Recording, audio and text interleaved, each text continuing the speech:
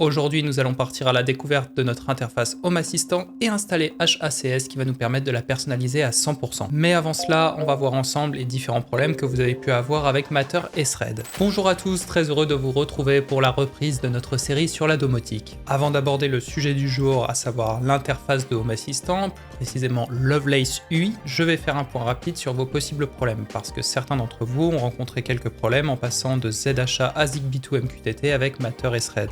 Le forumomation.fr est quasiment prêt, en réalité j'attends juste la mise à jour d'une ressource que j'utilise, normalement plus que quelques jours d'attente. Et donc dans quelques jours, vous pourrez poster vos problèmes sur le forum pour qu'on tente d'y répondre un peu plus en détail.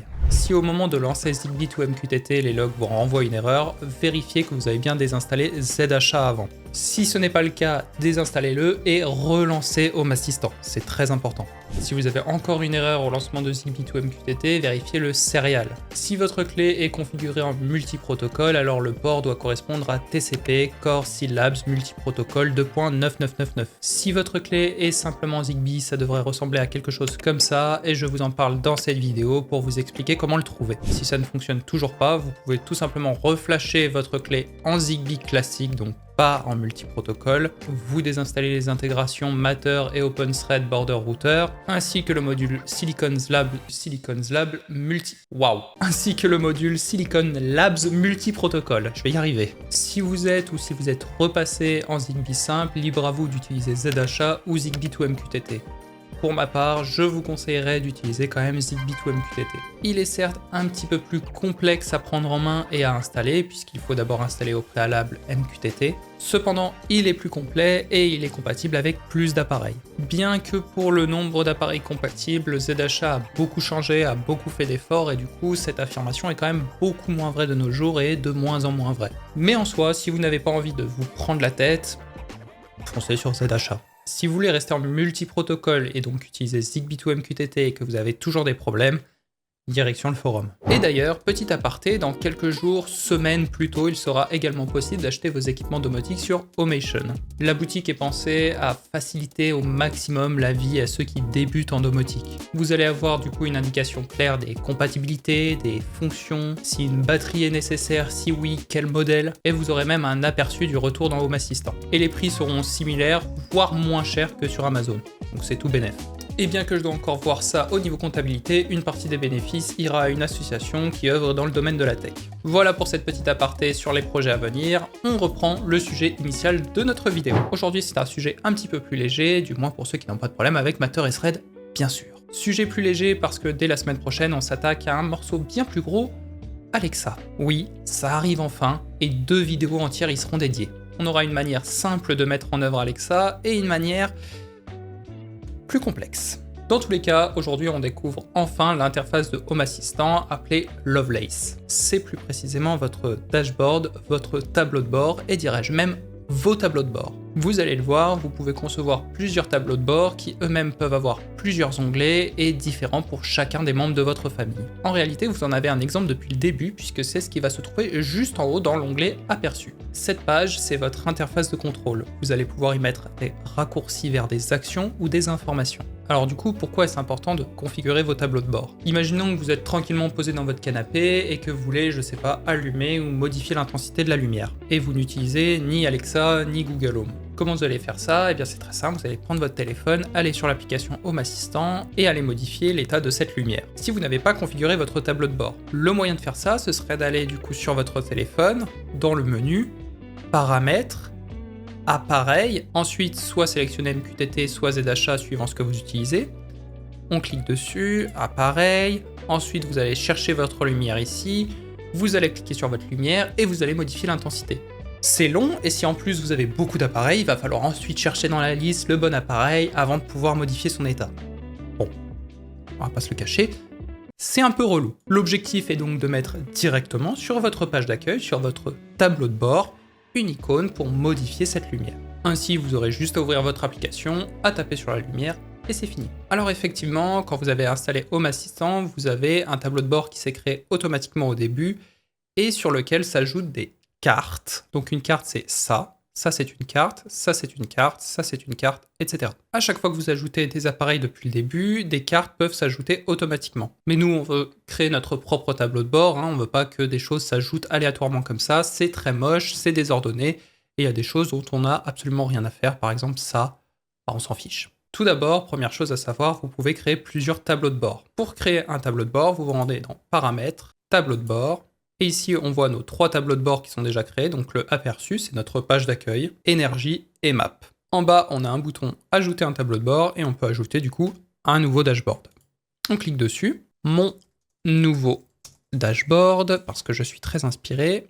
Ici, vous avez la possibilité d'ajouter une icône, donc c'est l'icône qui va se retrouver à côté du nom de votre tableau de bord. Soit vous pouvez rechercher directement ici, donc tapez par exemple dashboard, soit vous avez un site qui est celui-ci, donc je vous mettrai l'adresse dans la description, qui fonctionne exactement de la même façon. Vous tapez votre mot et vous trouvez les icônes correspondantes. Site qui est très important parce que vous vous dites, bah, tant qu'on a une recherche dans Home Assistant, pas besoin d'aller sur le site. Vous verrez que dans certains endroits, vous n'avez pas cette recherche. Dashboard, et on va prendre celui-là. Très bien. Administrateur uniquement, pas forcément. L'URL, vous pouvez la modifier, mais en réalité, on s'en fiche un petit peu, bien que là, hop, c'est mieux. Sinon, je sais que ça allait en énerver pas mal. Vous pouvez décider de l'afficher ou non dans la barre latérale. Nous, on va l'afficher dans la barre latérale. Et on voit que mon nouveau dashboard est apparu dans ma barre latérale. Là, je vous ai montré comment le créer, mais en soi, vous avez l'aperçu qui est disponible, qui sert déjà de tableau de bord, donc on n'en a pas besoin de plusieurs pour le moment. Je vais le supprimer. Hop. On va donc se rendre dans Aperçu et on va supprimer tout ce qui s'y trouve. Pour modifier un tableau de bord déjà existant, on va se rendre sur le petit outil d'édition en haut à droite. Vous allez sûrement avoir cette petite fenêtre qui s'affiche. Vous cliquez sur les 3 boutons, prendre le contrôle. Commencez par un tableau de bord vide, prenez le contrôle. On part maintenant sur une page d'accueil vierge. Dans la partie du haut, vous pouvez ajouter des onglets. Par exemple, vous pouvez créer une partie dédiée à la sécurité. Encore une fois, je peux ajouter une icône. Donc, par exemple, je vais rechercher une icône d'alarme. Ouais, celle-là, elle est pas mal. Vous pouvez ajouter un thème spécifique si vous en avez plusieurs. On verra ça plus tard. Vous avez différents types de vues. Pour le moment, on ne va pas s'en occuper. De toute manière, la plupart du temps, c'est les tuiles. Les badges, on y reviendra dans un instant. Et la visibilité, c'est l'accès du tableau de bord aux différents utilisateurs. Par exemple, si je ne veux pas que mon utilisateur Toto y ait accès, je désactive et là, ce sera seulement moi qui aura accès au panneau sécurité. J'enregistre. Alors là, vous voyez que sécurité ne s'affiche pas et que seulement l'icône s'affiche. Si vous voulez avoir sécurité à la place, il faudra donc supprimer l'icône, enregistrer à nouveau et vous aurez le mot sécurité. Désormais, on voit qu'on a nos 2 onglets, Home et Sécurité. Sur chaque onglet, je pourrais donc mettre des cartes, des informations ou des raccourcis d'action différents. Lorsque je vous ai présenté la création ou l'édition d'onglets, je vous ai rapidement parlé des badges. Les badges, c'est des petites bulles qui vont se mettre en haut de vos différentes pages d'onglets et qui vont apporter une information sur une entité. Très souvent, c'est utilisé pour surveiller l'état d'une personne, si elle est à l'intérieur ou à l'extérieur du domicile. Je vais donc me sélectionner moi, Valentin, j'enregistre, et on voit qu'en haut, j'ai ma petite bulle avec indiqué dehors. Normalement, je suis à l'intérieur, mais je n'ai pas mis ma vraie localisation sur Home Assistant, pour des raisons évidentes de vidéo. Alors cependant, vous voyez qu'il n'y a pas d'image. Pourquoi ? Parce que pour avoir une image, il faut se rendre dans Paramètres, Personne, et vous sélectionnez votre personne. En l'occurrence, moi, et je vais ajouter une image. On peut la recadrer, mettre à jour, et si je reviens sur mon aperçu, on voit que j'ai une image associée à ma personne et que ça indique son statut, si elle est dehors, dedans, ou dans des zones spécifiques que vous aurez définies sur la carte. Maintenant, on va ajouter des cartes. Donc, toujours édition, et en bas, on a un bouton ajouter une carte. Je vais par exemple sélectionner la carte capteur. Je peux donc ajouter par exemple mon capteur de température. Je peux lui donner un autre nom, température. L'icône, elle me va très bien. Mais encore une fois, je pourrais chercher une autre icône. Hop, la temp. Par exemple, on voit que l'icône a été mise à jour et on enregistre. Mais je peux aussi vouloir ajouter une carte qui va m'afficher l'humidité, puisque j'ai un capteur de température et d'humidité. Donc, ajouter une carte, capteur, et ici, du coup, on va chercher mon capteur humidité. Hop, je vais faire la même chose, humidité, enregistrer. Et ajoutons aussi une carte météo, enregistrer. Maintenant, vous voyez déjà un petit problème. Ça ne s'ajoute pas forcément comme on veut. Là, par exemple, température et humidité, on voudrait que ce soit plus petit. On voudrait que, par exemple, nuit dégagée, ça aille en dessous. Bref, on voudrait un peu mieux organiser. Et c'est pour ça qu'il y a des cartes pile horizontales et pile verticales. Je m'explique. La pile horizontale va vous permettre, sur un bloc, de mettre plusieurs cartes côte à côte. Voyons ça. Je sélectionne donc pile horizontale. On se retrouve du coup sur la configuration de la carte de la pile horizontale. Et en premier lieu, dans cette pile, on va vouloir ajouter un capteur. Donc on va replacer notre capteur de température. Et ici, on va ajouter un petit plus pour ajouter à côté dans cette pile horizontale mon capteur d'humidité. Et donc, comme avant, on peut leur redonner un nom, humidité et température. Et là maintenant, dans la même carte, j'ai côte à côte mon capteur de température et d'humidité. Maintenant, que se passe-t-il si je rajoute la carte météo? Si je rajoute la carte prévision météo, elle se retrouve à côté. Mince, on aurait voulu qu'elle se rajoute en dessous. Et bien pour ça, on peut fusionner les cartes pile horizontale et pile verticale.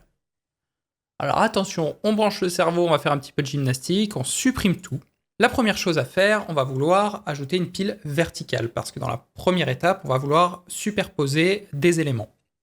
On sélectionne pile verticale, et dans cette pile verticale, le premier élément, ça sera une pile horizontale, pour ajouter des éléments côte à côte. On va rechercher notre pile horizontale, et là maintenant, dans cette pile horizontale, on va rajouter notre capteur de température et notre capteur d'humidité. Donc là, vous voyez deux choses. Vous voyez un plus ici et un plus ici. Le plus ici correspond donc à notre pile verticale, donc c'est pour rajouter des éléments les uns en dessous des autres. Et le plus ici, c'est pour notre pile horizontale, donc pour ajouter des éléments côte à côte. Pour le moment, c'est bien ce qu'on veut faire. On veut travailler dans la première ligne et rajouter côte à côte nos capteurs de température et d'humidité.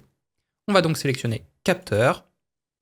On refait à nouveau la même chose, on va rechercher notre capteur de température, on le renomme à nouveau température, on ajoute un élément à côté de lui, donc avec le deuxième plus, puisque ça correspond à notre pile horizontale, capteur, hop, on va chercher humidité, humidité, et là maintenant on va rajouter une ligne, donc ici, puisque ça correspond à notre pile verticale, on va rajouter une ligne en dessous pour que notre prévision météo se retrouve en dessous. On ajoute donc une ligne ici. On va chercher notre prévision météo et on ajoute. Et là, effectivement, on voit que maintenant, notre prévision météo se trouve en dessous. Dans l'onglet numéro 1, nous avons donc notre pile horizontale, où nous avons notre premier élément ici, température ici, notre deuxième élément qui correspond à notre capteur d'humidité ici, et dans notre deuxième onglet de notre pile verticale, nous avons simplement notre prévision météo enregistrée. Donc ça, c'est une gymnastique du cerveau à comprendre pour arriver à créer votre tableau de bord avec des piles verticales, des piles horizontales pour avoir exactement ce que vous voulez. Pensez également à vérifier comment cela réagit sur votre téléphone, parce que forcément votre téléphone est dans un format vertical et ça ne s'affichera pas du tout de la même façon que sur PC. Et très souvent, vous allez contrôler Home Assistant avec votre téléphone ou une tablette. Pour les entités pouvant être actionnées, modifiées, vous avez des cartes qui peuvent être utiles à cela, comme la carte bouton qui va vous permettre d'actionner quelque chose, ou tout simplement la carte lumière qui va vous permettre de contrôler une lumière. Ici, par exemple, je peux sélectionner ma carte lumière. L'entité, par exemple, ce sera ma lumière de tournage. Encore une fois, je peux lui donner un nom différent si je veux. Là, pas nécessairement. L'appui long, ce sera l'action par défaut. Et par contre, un double appui, je vais vouloir que ça me donne plus d'infos. On enregistre. Si je double-clique, déjà, on voit que ça me donne plus d'options. Très bien. Si je clique simplement, ça va éteindre la lumière. Vous le voyez, d'ailleurs, je pense. Si je rappuie, ça va la rallumer. Si je glisse ici, ça va augmenter la luminosité.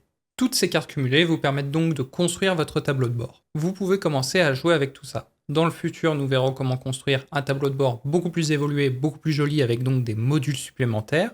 C'est pour ça que nous allons installer HACS maintenant, et nous verrons comment le structurer ensemble. Maintenant, HACS, nous allons encore rajouter des options de personnalisation à Home Assistant.